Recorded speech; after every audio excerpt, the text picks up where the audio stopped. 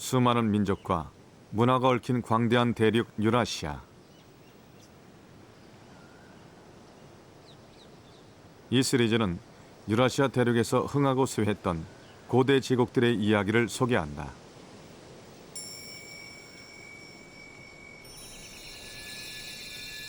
파키스탄에서 아프가니스탄까지 펼쳐져 있던 간다라 제국. 인도에서 발원한 불교는 이 지역에서 수많은 문화와 만나며 성장했고, 시간이 흘러 오늘날엔 전 세계에 널리 퍼진 종교가 되었다.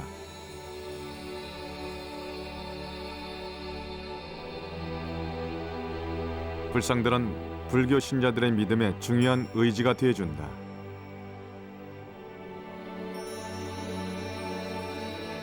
그러나 불상 특유의 모습은 불교 역사의 초기에는 존재하지 않았었다. 우리가 알고 있는 불상은 불교가 탄생하고 500년 후 간다라 제국에서 처음 만들어졌다.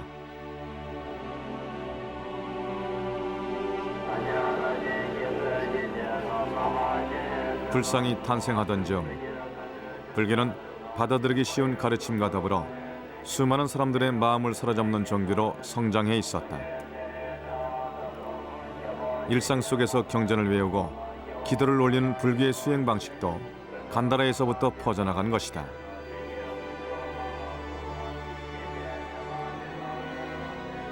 그렇다면 불교 세계에 혁명적인 변화를 가져온 것은 누구였을까?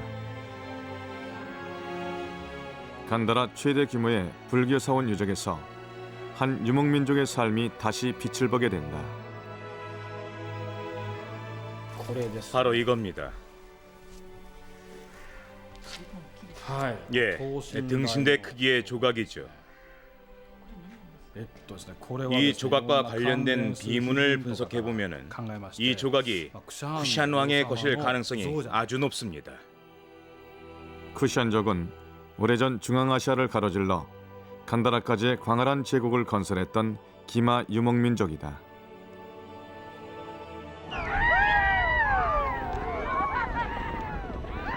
불교의 변화에 이들은 어떤 방식으로 참여했었던 것일까?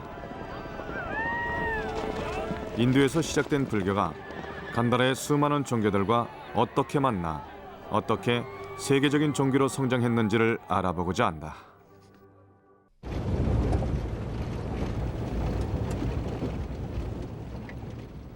황량한 자연이 펼쳐져 있는 아프가니스탄.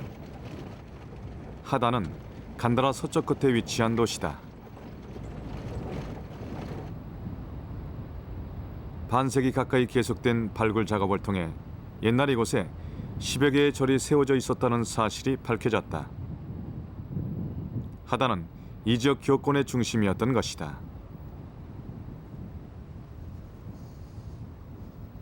유적에서 15,000개가 넘는 불상 조각이 발굴되면서 이 옛 도시의 이름은 순식간에 유명해졌다.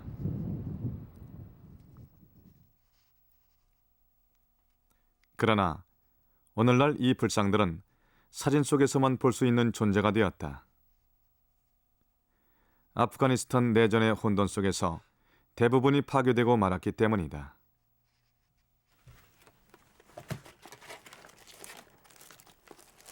당시 아프가니스탄 고고학 연구소의 책임자였던 제마리 얄라이 타르지 박사. 박사는 불상이 그리스 형식으로 조각되었다는 것을 발견해 세상을 놀라게 한 주인공이다.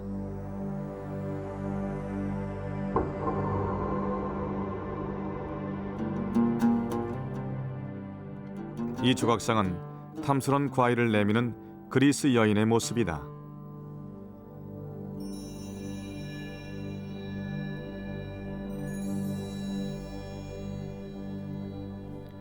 반대편에는 그리스의 영웅 헤라클레스의 조각이 서 있다.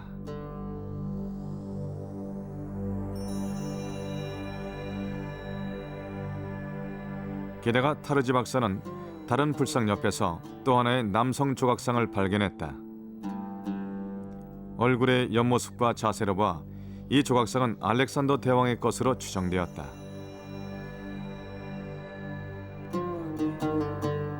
헤라클레스와 알렉산더 대왕. 이런 발견을 통해 우리는 그리스 문명이 불상의 탄생에 큰 영향을 미쳤다는 사실을 알 수 있다. 처음엔 정말로 믿을 수 없었습니다. 알렉산더 대왕은 물론 유명한 인물이었죠. 아주 먼 지역에도 이름을 알렸을 겁니다. 하지만 알렉산더가 사키야무니 부처의 부하 정도 수준으로 낮춰져서 묘사되어 있는 건 아주 놀라운 일이었거든요. 또 한 가지 짚고 넘어갈 부분은 알렉산더 대왕이 세계 곳곳에 사람들을 정착시켰다는 사실입니다. 대왕이 박트리아에 정착민을 남겨두지 않았더라면 불교 예술의 발전도 아마 없었을 겁니다. 2300년 전 알렉산더 대왕은 유라시아 대륙 전역으로 진출했다.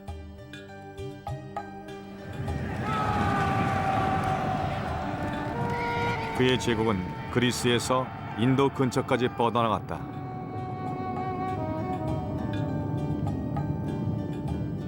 출정할 때마다 알렉산더 대왕은 군사 기지를 세우기 위해 수많은 도시들을 건립하고 그리스인들을 정착시켰다.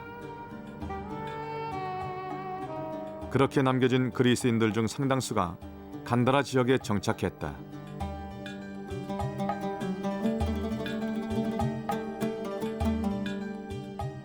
알렉산더의 대원정으로부터 100년 후 대왕이 남겨둔 그리스 사람들은 그 지역에 그리스인의 작은 나라를 세웠다.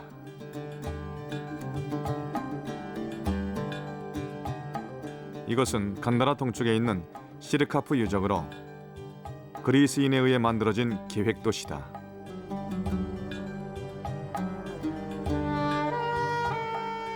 질서정연한 구조로 지어진 이 도시는 그리스 문명과 아시아 문명이 만났던 역사적인 장소이기도 하다.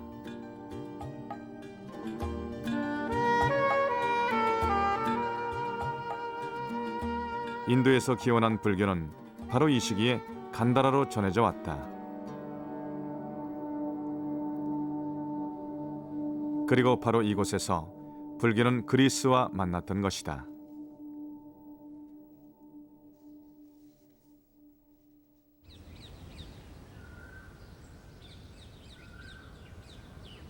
당시 불교 신자들은 불교의 가르침을 널리 전파하기 위해 보급에 힘쓰고 있었다. 간다라의 그리스인 지도자들을 불교 신자로 만들기 위한 노력도 계속되었다. 그리스인을 대상으로 했던 포교 활동의 기록도 있다.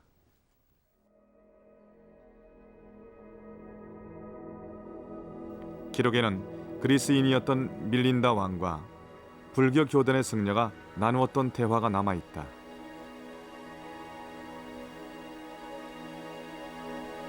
이들의 대화는 훗날 고대 중국어로 번역되었고 경전에 수록되어 현대까지 전해져 왔다. 밀린다 왕은 승려에게 여러 종류의 질문을 던졌다고 한다.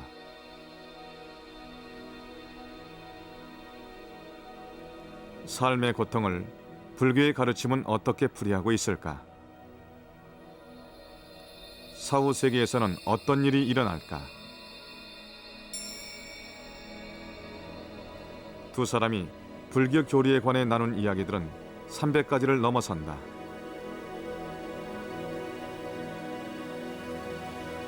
그때가 인도의 불교와 그리스의 사상이 최초로 만난 순간이었을 것이다. 불교와 그리스의 만남은 지금으로부터 2200년 전의 일이다. 그러나 이런 만남에도 불구하고 불교가 바로 혁명적인 변화를 시작했던 것은 아니다.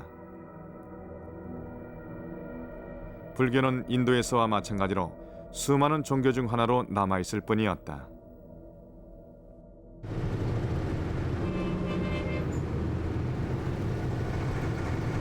(2200년) 전 간다라에서 그리스 문화와 처음 만났을 당시 불교의 믿음은 어떤 형태를 하고 있었을까?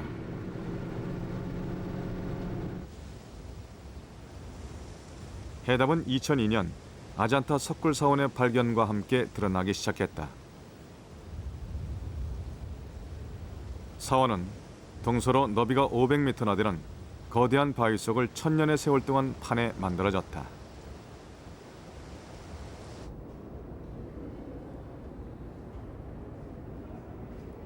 신자들은 바위 동굴 속에 새겨진 수많은 불상들을 향해 기도를 올렸다.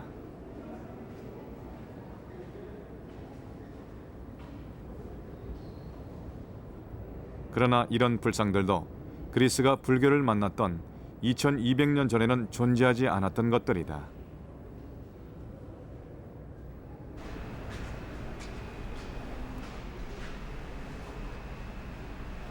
여기가 아잔타 유적에서 가장 오래된 동굴이다. 인도 정부는 지금 이곳의 벽에 숨겨진 불교 벽화의 복원 사업을 추진하고 있다. 촛불과 향의 거름에 덮인 이 벽화들은 2200년 전에 그려진 것들이다.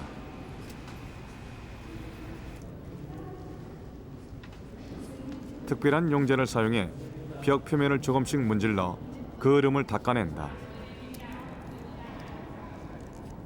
불교를 향한 옛사람들의 믿음이 드러나고 있다.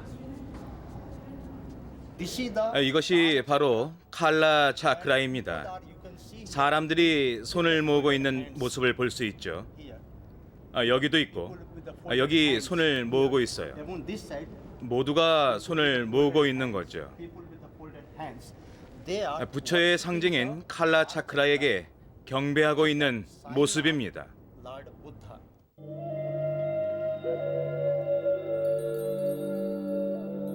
지금까지 발견된 불교 벽화 중 가장 오래된 작품이다. 벽화 속 불교 신자의 열광적인 기도는 불상을 향한 것이 아니다. 벽화에는 바퀴가 그려져 있다. 바로 법륜이다. 부처의 죽음 후 제자들은 부처의 모습을 시각적으로 묘사하는 것을 엄격히 금지당했다.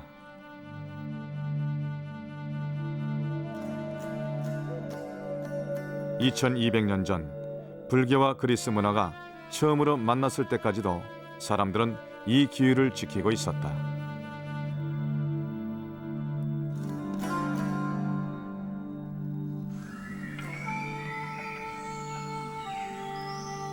초기 불교는 오늘날 우리에게 익숙한 방법과는 다른 식으로 가르침을 펼쳤었다. 불교 국가인 스리랑카. 이 지역 승려들의 수련 방법에서 고대 불교의 흔적을 발견할 수 있다.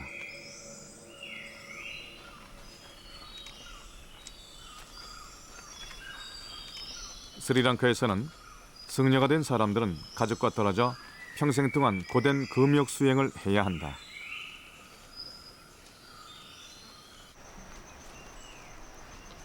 승려들의 생활은 엄격한 불교의 계율을 따른다. 옷도 단 한 벌만이 주어진다. 승려들이 먹을 수 있는 음식은 보시로 받은 것들 뿐이다. 인간의 일생은 고통으로 가득 차 있으며 여러 해의 고행을 통해서만 깨달음을 얻을 수 있다고 했던 부처의 가르침을 따르기 위한 과정이다.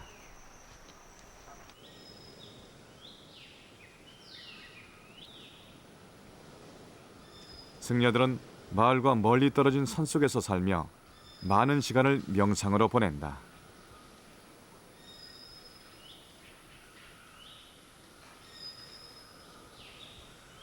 이런 수행을 수십 년간 거쳐야만 가르침에 한 발짝 더 다가갈 수 있기 때문이다.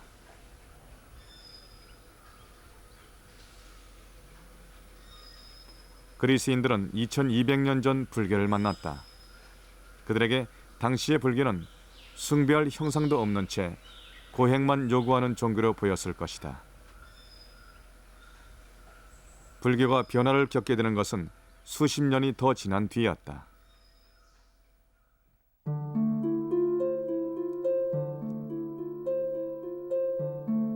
그리스가 처음으로 불교를 접한 지 300년 뒤, 지금으로부터 1900년 전, 불교의 세계에 아주 커다란 변화가 일어났다. 불교 신자들의 수가 폭발적으로 늘어났고 수많은 사원이 새로 건축되었다. 이것은 당시 간다라에서 가장 큰 사원이었던 나니가트 사원이다.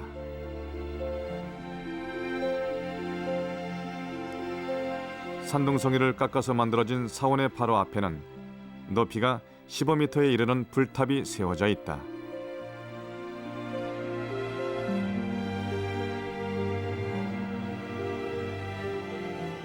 그때까지는 존재하지 않았던 불상이 바로 이 유적에서 처음으로 발견되었다.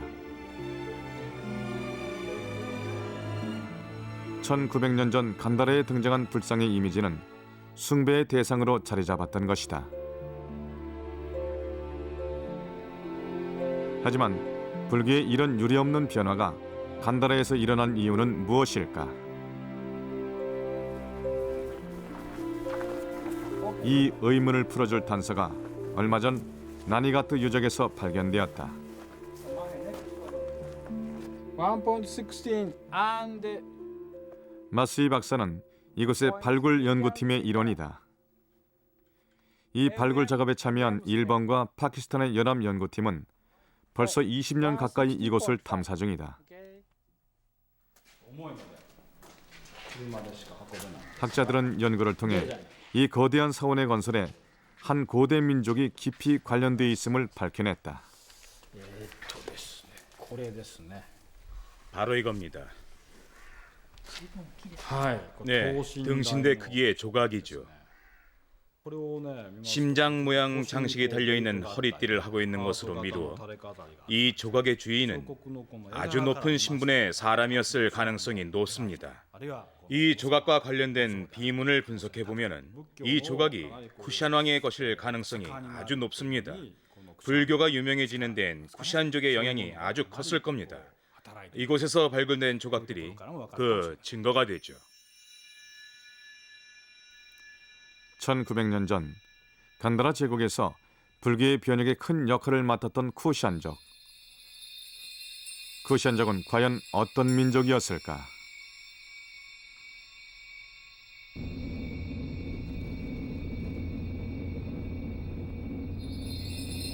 유라시아 대륙의 심장부에 자리한 우즈베키스탄.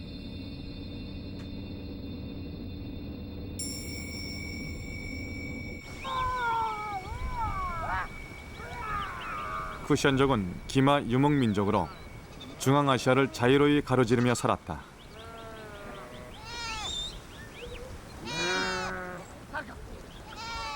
오늘날까지도 우즈베키스탄 사람들의 생활 속에는 쿠샨 민족의 전통이 이어지고 있다.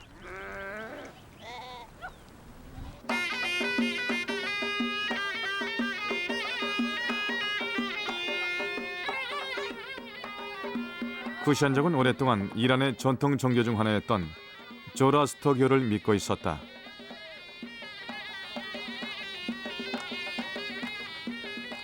조라스터교는 불을 신의 상징으로 믿고 신성시하는 종교로 파르시라는 이름으로도 불린다.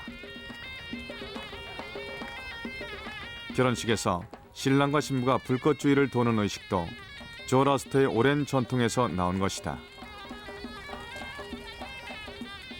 이는 불을 신성시했던 쿠샨족의 흔적이기도 하다. 신부와 신랑이 불꽃주의를 돌면 우리가 그동안 지었던 죄들이 오늘로 모두 사라지게 됩니다.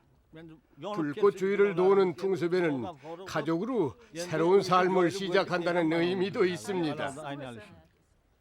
먼 조상님들의 시절부터 이어져 온 전통입니다.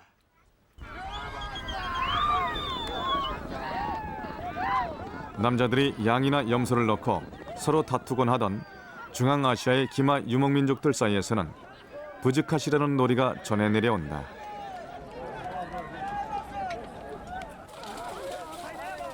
서로 거칠게 충돌할 때에도 말타는 솜씨가 뛰어났던 쿠샨족들은 말에서 떨어지지 않았다. 이런 강력한 기마병을 이용해 쿠샨족은 중앙아시아의 서서히 세력을 확장해 나갔다.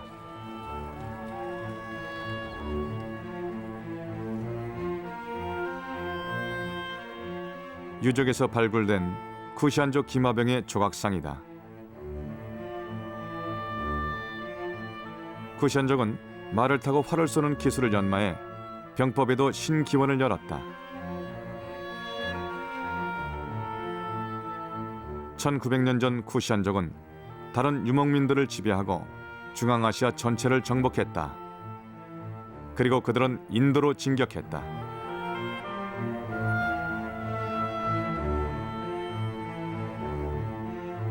힌두쿠시는 중앙아시아와 인도 사이에 해발 6,000m까지 솟아오른 거대한 산맥이다.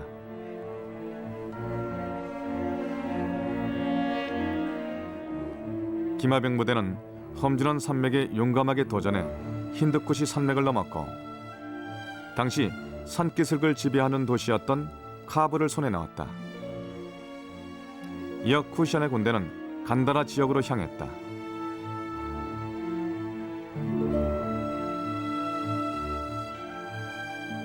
고대로부터 인도와 그리스, 이란의 수많은 민족들이 손에 넣기 위해 싸웠던 땅 간다라.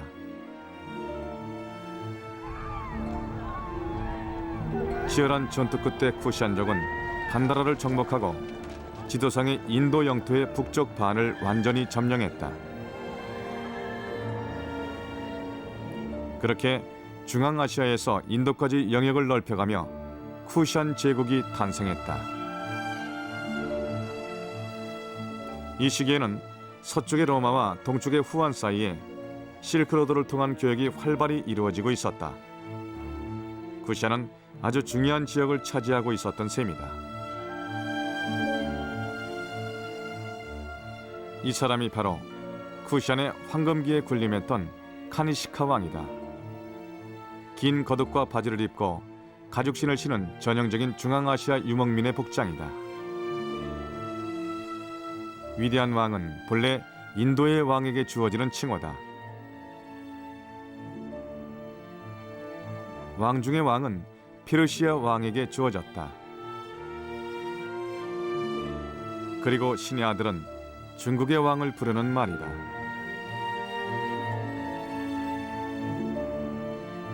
이 모든 칭호들이 카니시카 왕의 조각상에 새겨져 있다. 다민족 국가를 다스려야 했던 왕의 강한 의지가 잘 나타나는 부분이다.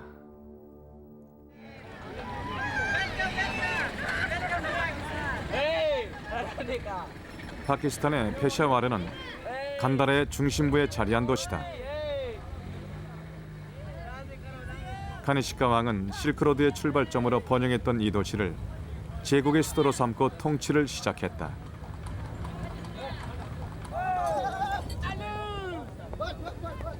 여기서는 지금도 말이 아주 중요한 교통수단이자 귀중한 자산으로 꼽힌다.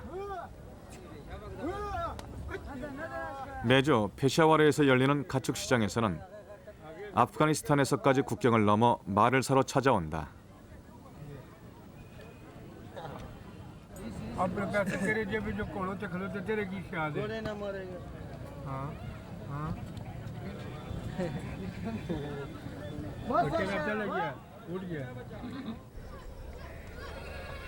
쿠시안족은 환경에 따라 움직이는 데 익숙한 사람들로 광활한 영역을 다스리며 실크로드의 부를 누리는 데 어려움이 없었다.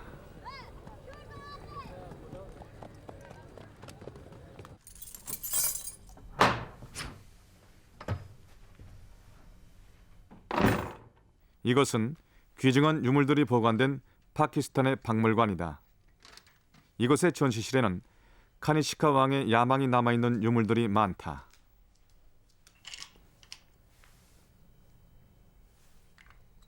카니시카 왕이 발행한 황금 주화다. 카니시카 왕은 로마의 금화를 다시 가공한 뒤 새로 자신의 얼굴을 새겨 넣었다. 금화의 무게도 로마에서 발행된 것과 똑같다. 넓은 지역에 이 금화를 통용시키면서 카니시카 왕은 실크로드 교역에서 주도권을 잡아 부를 축적하려 했던 것이다.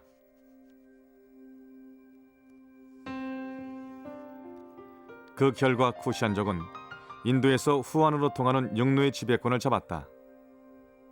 홍해를 통해 로마에서 인도로 가는 상품들이 지나다니던 길이었다. 실크로드의 번영으로 구시안족은 많은 부를 축적할 수 있었다. 금화의 발견을 통해 카니시카 왕이 다민족 국가 지배에 사용했던 정책도 현대에 조금씩 드러나기 시작했다. 구시안 제국 치하 여러 민족의 숭배를 받던 신들의 얼굴이 금화 반대편에 새겨졌다. 이것은 인도 사람들이 숭배하는 시바 신이다.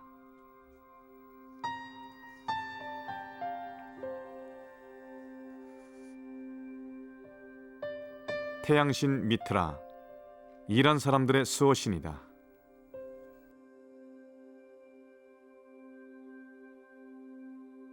그리고 그리스의 바람의 신 아네모스. 왕은 다양한 종교를 받아들인 덕분에 다민족 국가를 지배할 수 있었던 것이다. 카니시카 왕은 크게 열린 생각을 가지고 있었어요. 좁은 마음으로 통치를 하진 않았죠. 지배할 지역의 신을 통합해서 자기 금화에 새겨넣을 정도였으니까요. 왕은 종교에 대해서는 무척 관대한 사람이어서 영토를 확장하면서 그 지역의 사상을 받아들이고 존중했던 것이죠. 통치는 어렵지 않았을 겁니다. 카니시카 왕은 어떤 종류의 종교도 다 받아들이는 너그러움을 보여주었다. 카니시카 왕의 이런 통치 아래서 불교도 큰 변화를 겪었던 것이다.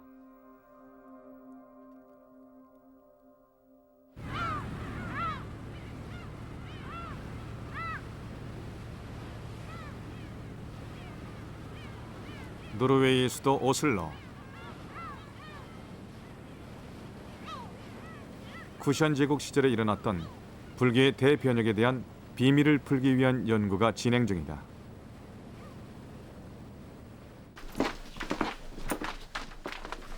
여기는 노르웨이 과학과 문자 아카데미다.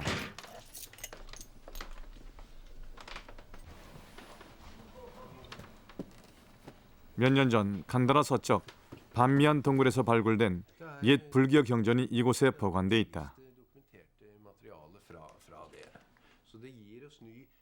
노르웨이의 부호가 구입해온 것이다. 이 귀중한 문화 자원에 대한 연구를 위해 노르웨이, 미국, 일본 등을 포함해 무려 11개 나라로부터 학자들이 모여들었다.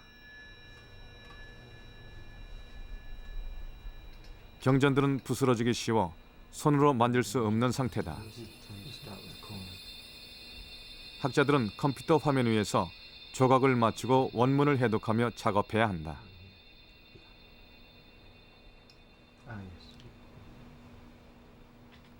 이 과정에서 이 경전들이 불교의 역사를 되짚어가는데 아주 귀중한 역할을 하는 자료임이 밝혀졌다.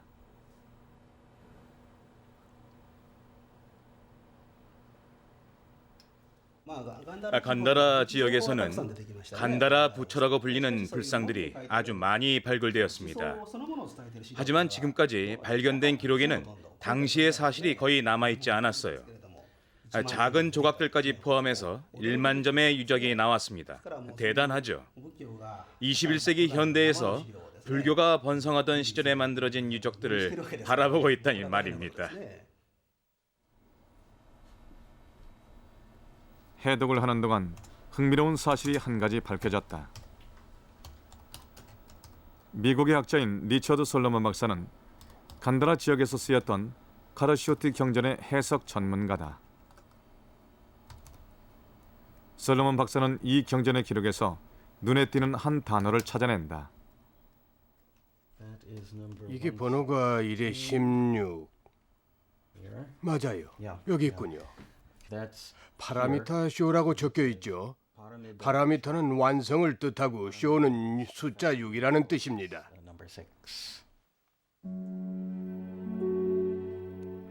파라미타, 즉 바라밀은 깨달음을 얻기까지 필요한 6가지의 수행을 가리키는 말이다.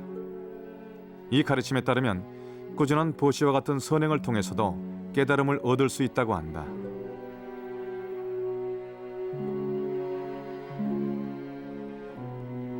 파라미타는 중국과 한반도 또 일본까지를 대승불교의 믿음 아래 모으기 위해 사용되었던 단어다. 고행을 통하지 않고도 깨달음과 구원을 얻을 수 있다는 새로운 철학이 나타났다. 이것은 불교의 가르침을 근본적으로 뒤집는 것이었다.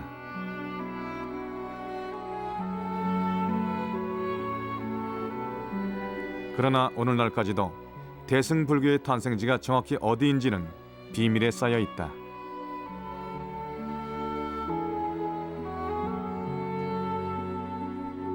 솔로몬 박사가 해석했던 경전은 지금까지 발견된 것 중 가장 오래된 대승불교 경전이다.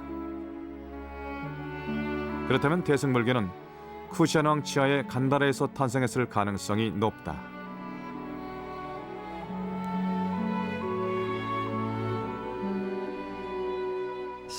대승불교의 기원이 쿠시안 왕국과 관련이 있다는 저의 이론은 이제 상당히 명확한 증거들을 갖추게 되었습니다.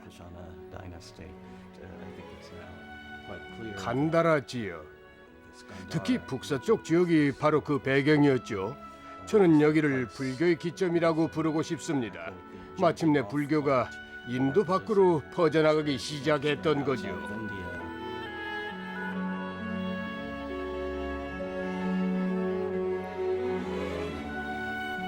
그렇다면 불교의 가르침이 쿠시안 왕 통치 시대에 큰 변화를 겪었던 이유는 무엇일까? 이 의문에 대한 단서는 간다라 최대 규모의 불교 유적인 라니가트 사원의 발굴에서 드러나기 시작했다.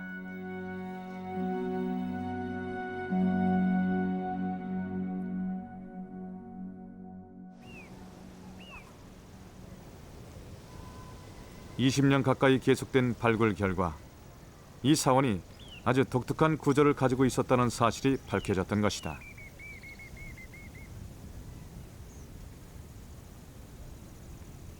이 사원의 중앙 불탑은 거대한 돌더미로 이루어져 있다. 중앙 불탑을 둘러싸고 있던 작은 불탑들의 흔적이 발견되었다. 전체 탑의 숫자는 40개에 이른다. 이렇게 많은 불탑들이 한자리에서 발견되는 일은 불교 사원에서는 굉장히 드문 일이다. 보시다시피 불탑은 꽤 여러 개가 있습니다. 이 중에는 전에 있던 다른 불탑의 기반 위에 아예 새로 쌓아 올린 것도 있습니다. 당시 간다라 사람들은 불탑을 세우려는 열정이 아주 강했던 모양입니다.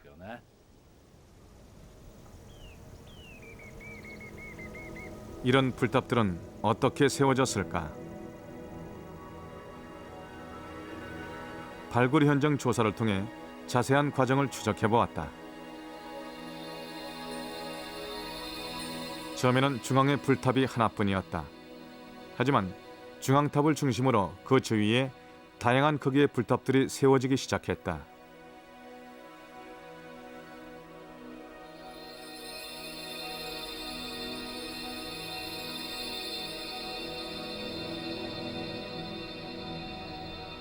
이어 높이가 15m나 되는 거대한 불탑이 중앙의 작은 탑들 위를 덮고 쌓아 올려졌다.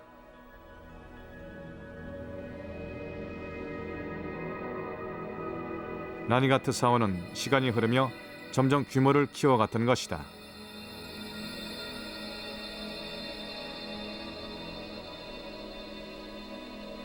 불상을 세우는 데 참여했던 사람들의 조각상으로 보이는 것도 발굴되었다. 복식과 얼굴 생김새로 보아 당시 탑을 세웠던 것은 불심이 깊어졌던 쿠시안 사람들이었던 듯하다.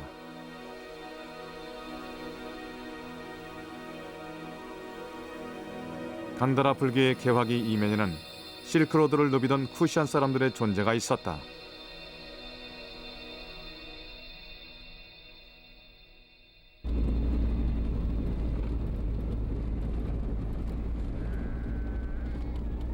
쿠시안족이 불교를 믿게 된 계기는 무엇이었을까?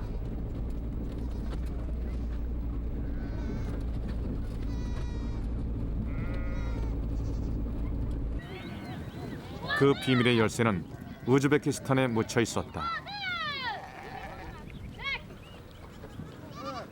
쿠샨족 유적이 남아있는 달베르진 테페.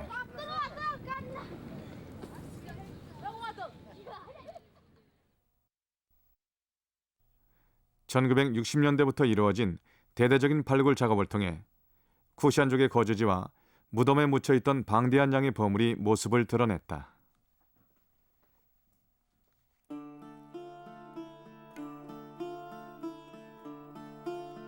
금괴와 팔찌, 목걸이. 쿠샨족들은 이런 금부치를 부장품으로 묻어두었던 것이다.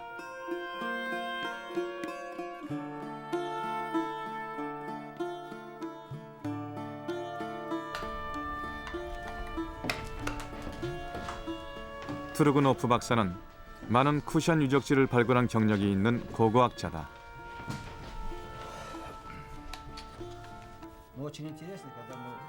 박사는 무덤에서 발견된 동전들에 특히 주목하고 있다.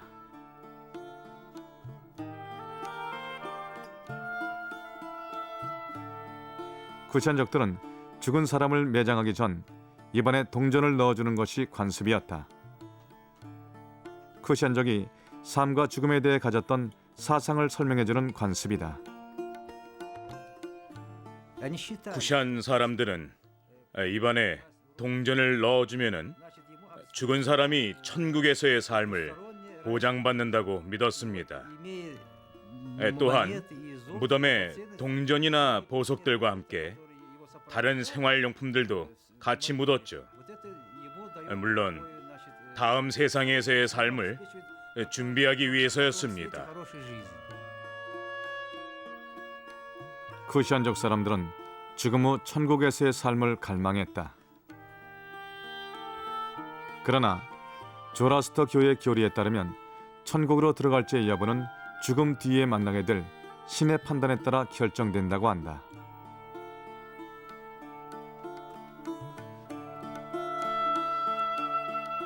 사후 세계를 두려워하던 쿠샨 사람들에게 불교는 구원의 길을 열어주었다. 중국어로 번역되어 전해진 한 경전에 쿠샨인으로 보이는 한 인물이 등장한다.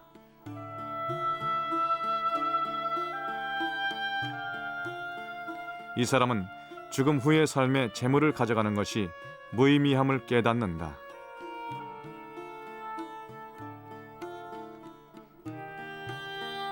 그리고 죽음 후에도 행복을 누리기 위해서는 살아있을 때 보시에 힘쓰고 공덕을 쌓는 것도 중요하다는 것을 알게 된다.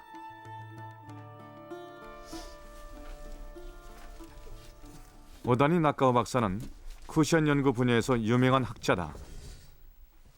이 전설적인 문학을 분석한 오다니 박사는 당시 불교 교단이 직접 쿠샨족을 개종시키려는 노력을 했다고 생각하고 있다. 간다라 지역을 정복한 쿠샨의 새로운 지배자는 권력과 부를 한 손에 줄 필요성을 느끼고 있었을 겁니다. 불교 교단은 새로운 지배자 밑에서 불교를 조금 바꾸고 기본 사상을 조금만 국제화시켰죠. 불교라는 종교를 좀 더 받아들이기 쉬운 것으로 만든 겁니다. 모두가 쿠샨족 사람들을 불교로 끌어들이기 위해서였죠. 쿠샨족의 힘을 빌어 거대한 사원들을 이렇게 많이 건설했던 것을 보면 교단의 그런 노력은 상당히 좋은 결실을 맺었던 모양입니다. 부유한 쿠샨인들을 불교에 귀의시키려 했던 교단. 죽음 후의 삶에 두려움을 갖고 있던 쿠샨인들.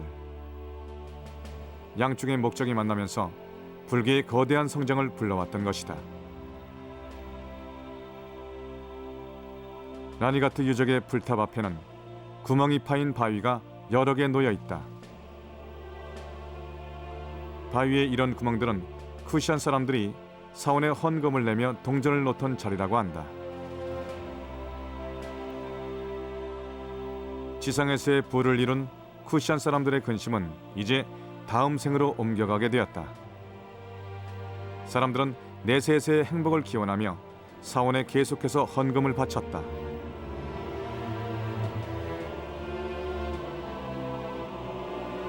얼마 전 양피지에 적힌 고대 문서가 간다라 지역에서 발견되었다.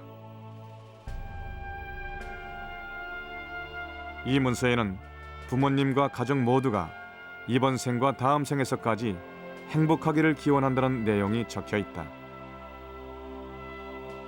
여기에는 불교에 귀의하겠다는 고백도 함께 적혀 있다.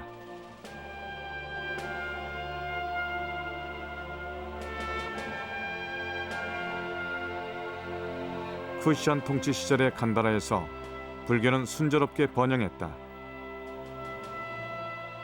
고행을 하지 않고도 영적으로 깨달음을 얻을 수 있는 길을 열어준 가르침. 불교의 이런 가르침은 쿠시안에서 활짝 꼽힐 수 있었다.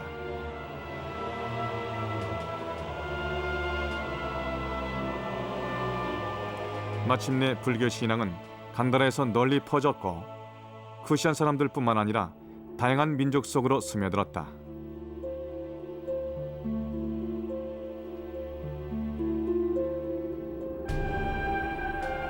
더불어 자신들이 믿는 부처를 직접 보고 싶어하는 사람들의 염원도 함께 자라났다.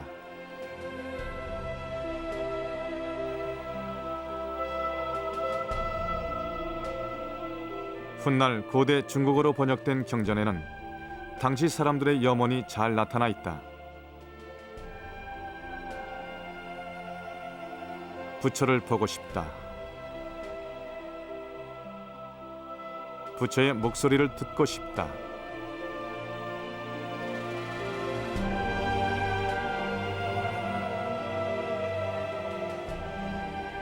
그리고 지금으로부터 1900년 전 사람들의 이런 바람에 대한 대답으로 우리가 알고 있는 부처의 형상이 간다라에서 마침내 탄생했다.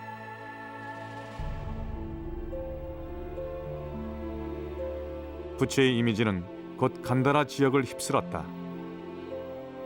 쿠시안 사람들은 본래 신과 왕들의 조각상에 경배를 올리는 관습이 있었기 때문이다.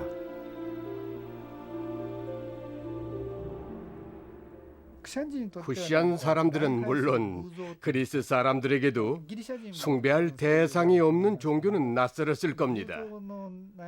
당시에도 불교는 벌써 500년 가까이 숭배할 대상을 보지 못한 채 이어져온 종교였습니다. 그동안 한 번쯤은 큰 변화가 있었을 법하지만 저는 불상이 탄생할 기회를 만들어준 건 바로 쿠시안족 사람들이었을 거라고 생각을 합니다. 쿠시안 사람들은 자신들이 부처에게서 기대했던 힘을 불상에 담았다. 부처의 어깨 너머로 불꽃의 형상이 새겨져 있다.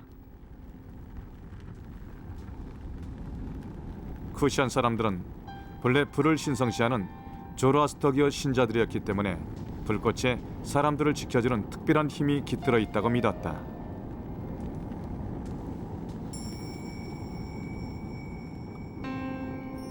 이것은 카네시카 왕의 금화다.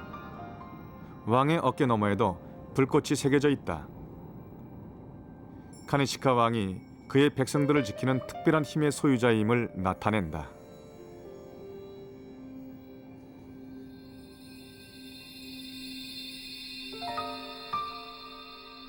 부처의 어깨에서 솟아오르는 불꽃에는 왕과 마찬가지로 부처도 구원의 기적을 발휘해 주길 기원하는 사람들의 강한 소망이 담겨 있다.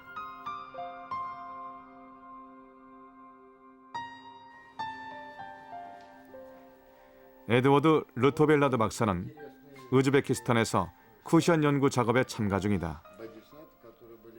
르토벨라드 박사는 카네시카 왕의 전략이 당시 불상의 대량 건조에 큰 역할을 했다고 생각하고 있다. 카네시카 왕은 자신의 통치 체계를 강화하는 데 불교를 이용했습니다. 카네시카 왕은 불교를 장려했었죠. 이 지역에 불교가 어느 정도 걸러져서 들어왔던 이유는 이 시기를 불교 자체가 소위 말하는 확장의 기회로 삼았기 때문입니다. 물론 지배자들 자신도 불교를 홍보하기 위해 경전들을 이용했던 거죠.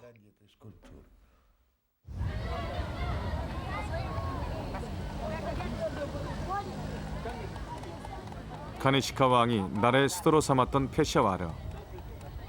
이 도시의 작은 언덕 위에 카니시카 왕이 세계 최대 규모의 거대한 불탑을 지었다는 전설이 전해온다. 이 유적에서는 카니시카 왕과 불교가 맺었던 관계를 상징적으로 나타내는 유물이 나왔다. 이것은 부처의 사리를 담는 함이다. 맨 위에 부처의 모습이 새겨져 있고 아래에 카니시카 왕의 모습이 보인다. 제국을 통치하는 데 이익을 얻기 위해 불교를 이용했던 카니시카 왕이었지만 결국은 왕 자신도 불교 신자가 되었다는 사실을 보여주는 유물이다.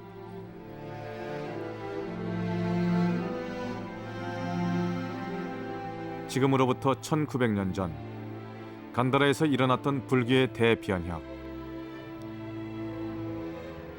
이것은 인도에서 기원한 불교가 그리스 문명을 만나면서 일어난 결과일 뿐 아니라 쿠샨의 독특한 전통과 융합되면서 일어난 결과이기도 하다.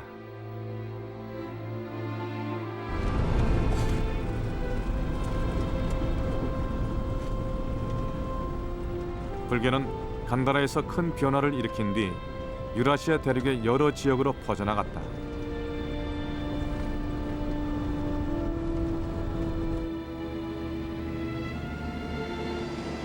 산맥을 휘감고 달리는 카라코름 고속도로.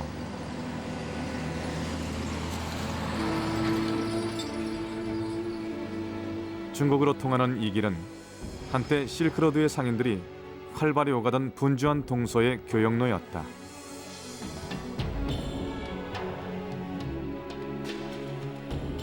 최근 이 고속도로를 따라 아주 독특한 형태의 그림들이 몇 점 발견되었다.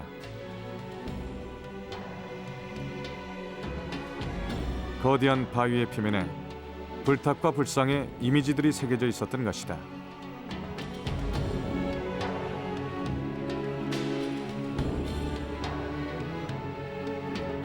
이 지역을 지났던 실크로드의 유목민들과 상인들은 불교를 전파하는 역할도 함께 수행하고 있었다.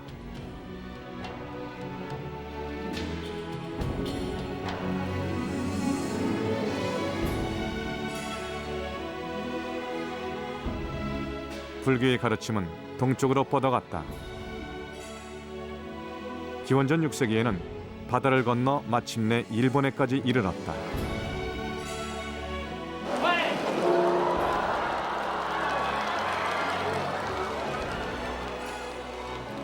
도다이지 사원에서 열리는 오미즈 토리, 봄이 오는 것을 알리는 일본의 전통 축제다.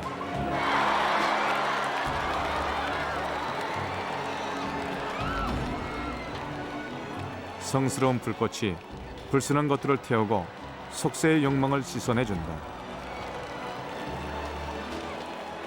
이 축제의 전통도 옛 조로아스터 교회에서 큰 영향을 받은 것이다.